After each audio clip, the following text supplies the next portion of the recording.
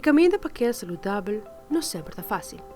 Timbia, se você come coisas saudáveis, toch tem a chance que você não tem problema com peso, portava consumir algo que não está bom e você não reparar.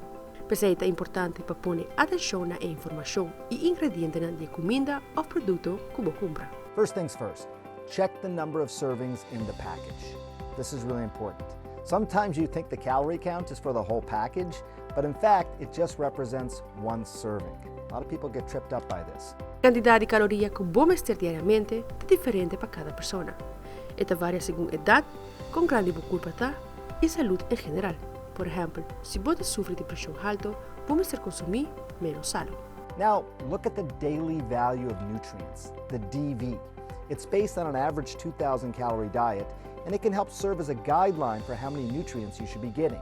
A good trick to help you gauge whether the food contains enough of a nutrient is to use the 5-20 rule. If the DV percent is 5% or less, that means it's relatively low in the nutrient, obviously. 20% or more, fairly high. Lesa a lista de ingredientes primeiro que você compra o produto. Sorge para o produto não tenha suficiente suco, sal ou vet. Finally, watch out for words you can't pronounce. If you can't pronounce it, you probably shouldn't eat it. Fabiola Angela Hernandez, para ter notícia.